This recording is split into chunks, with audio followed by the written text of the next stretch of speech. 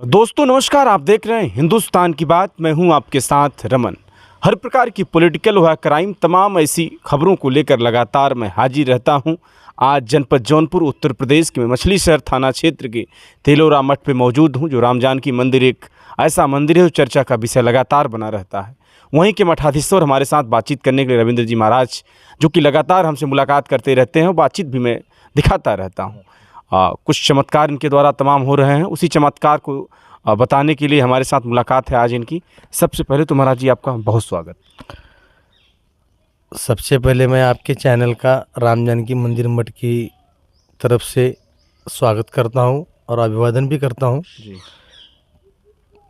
देखिए, मैंने यहाँ पर जब आया जी, तो मुझे कोई लाया नहीं और मैं आया नहीं। महाराष्ट्र लातूर जिला से आना कोई छोटा सवाल नहीं है।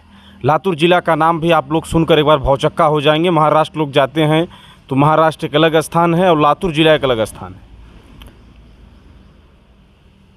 मैं इस जीवन से त्याग करने के बाद, संन्यास लेने के बाद तेलंगाना, आंध्रा, कर्नाटक, महाराष्ट्र में गौशाला का कार्य करता था, जगह जगह रहता था। नासिक में एक मैं मंदिर में था जहाँ की पारास ऋषि का बहुत बड़ा है, वहाँ पे शक्ति थी, स्थान था। तो वहाँ पे ऐसा ही पहले एक यहाँ राधेश्याम महाराज रहते थे, उनके साथ फेसबुक पे हमारा मुलाकात होती थी। उन्होंने बोले कि मिलने के लिए आओ, और हम सीधा प्रयागराज का टिकट आज सोचे, रात में टिकट निकला, दूसरे दिन 4 बजे बैठे और यहाँ पर आ गए। आने के बाद मंदिर बंद था, उनका फ़ोन नहीं लग रहा। फिर आके जामुन के झाड़ के नीचे हम बैठ गए। शुगर था हमको, बहुत बीमारियों से हम जूझ रहे थे, भूख लगी थी। एक सेकंड में अचानक तूफ़ान आया और तूफ़ान से वजह से बहुत सारे जामुन गिरे और यहाँ पे कोई झाड़ू मारा था नहीं, कुछ नहीं। तूफ़ान की और एक सेकंड ऐसा तूफ़ान भी आया और एक सेकंड में बारिश भी हुई, ज़मीन भी साफ़ हो गई और तूफ़ान की वजह से जामुन गिरे। और कहीं ये भी एक चमत्कार है कि भूख लगी और हवा मारा और जामुन गिर गया। हाँ, और उस जामुन के खाने के बाद हमारी भूख की तृप्ति हो गई और यहीं बैठ के रहे। फिर एक गांव से आदमी जा रहा था, उसको बुला के लिए गुड्डू मिश्रा ताला लाकर दिया और वो रोज़ सुबह शाम दिया लगाता था। मंदिर खोले तो पूरा बदबू निकली थी, सब बंद था। 3 दिन हमको मंदिर साफ करने में लगा और हम धीरे धीरे रहने लगे। रहने की इच्छा नहीं थी और रहने के लिए आए थे नहीं, मिलकर जाने के लिए आए थे। और चौथे दिन जब हम पूजा अंदर करने लगे, पूजा का साहित्य में साथ में लाया था। सुबह शाम मैं शिव जी की पूजा करता हूँ, तो पूजा कर रहा था तो अचानक यहाँ पर एक शक्ति का हमको अंदर असर दिखा कि साक्षात सफ़ेद बाल वाले बड़े महाराज अंदर दर्शन दिए हमको। उनकी दर्शन देने के बाद धीरे धीरे हमारे मन की इच्छा बदलने लगी। साथ में भक्त लाया था मैं, सुभाष बोल के, नासिक के पास एक पारस गाँव था, वो पारस का वो भक्त था। फिर इधर मंदिर के सामने मैं पूर्व दिशा तरफ बैठ के जब मैं सुबह साधना करता था सुबह शाम, तो साक्षात शिव जी की मूर्तियाँ दिखने लगी। ये अलग अलग चमत्कार दिखने लगे और धीरे धीरे ऐसा चमत्कार होने लगा कि मैं 10 साल से 2007 में पैरालिसिस हुआ था। पूरा ज़िले को, पूरा महाराष्ट्र को पता है, मेरे स्कूल में सबको पता है। मैं 100 मीटर नहीं चल पाता, 100 मीटर चलना मुझे असंभव था। मैं एक पैर खींचता था और इतना असर हो गया था कि डॉक्टर लोगों ने हाई स्टेरॉइड देने से मेरा शरीर पूरा नाकामयाब हो गया था। और जब 2011 में फिर से मैं दवाखाने गया तो डॉक्टर बोले कि तुम्हारे ये बदलना है, वो बदलना है, किडनी बदलना है, सांधे बदलना है, तुम जी नहीं पाएंगे 2-4 साल। तमाम समस्याओं को जूझते हुए, पैरालिसिस होते हुए इन्होंने उत्तर प्रदेश का एक ऐसा मठ थामा जहां जब से आए लगातार चमत्कार देखा जा रहा है। तमाम ऐसे शराबी कबाबी यहाँ बैठते थे। आज इनको खुद इनका पैर पकड़ कर कहते हैं कि महाराज मैं आपकी वजह से दारू पीना छोड़ दिया हूँ, मांस खाना बंद कर दिया हूँ। कितनी सच्चाई है महाराज जी?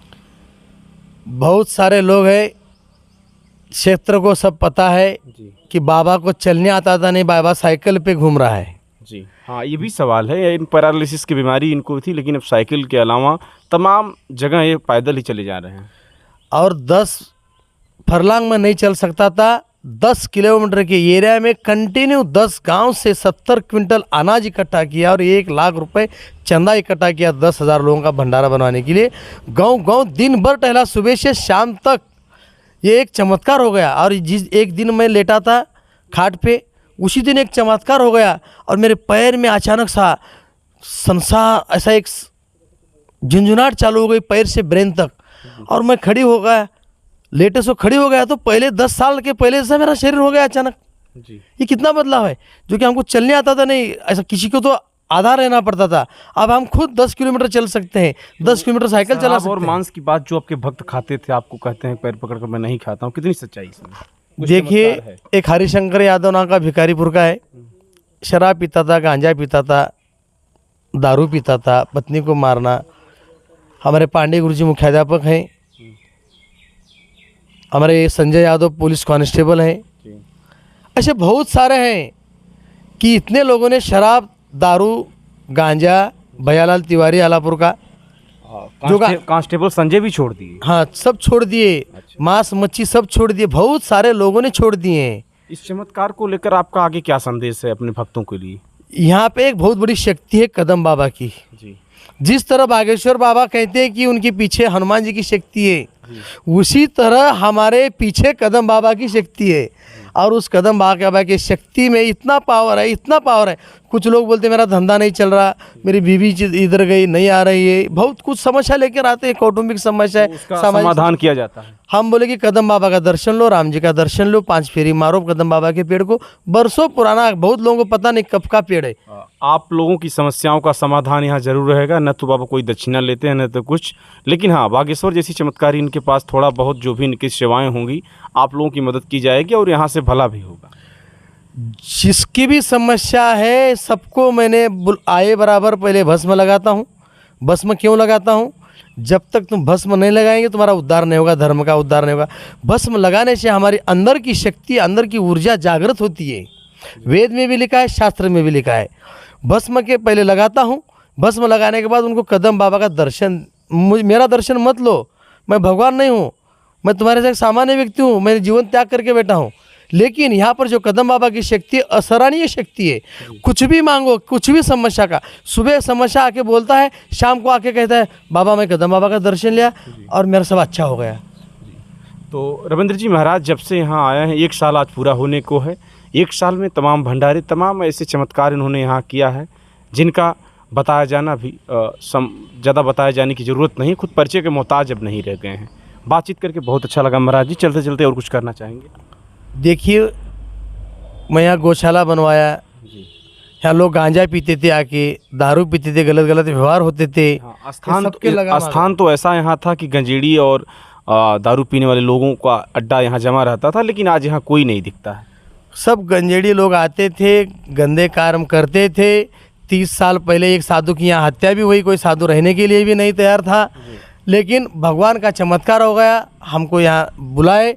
और सबसे ज़्यादा भगवान की मेहरबानी ये समझता हूँ कि मेरा उद्धार किया भगवान ने। बहुत बड़ा चमत्कार मेरे जीवन में हो गया। और सब लोग देखते हैं, मेरे महाराष्ट्र से फोन आते हैं, अरे तुमको चलने आता था नहीं, इतना भाग रहे हो। लोग सब देख रहे हैं, बहुत बड़ी शक्ति है, बहुत बड़ी यहाँ पर।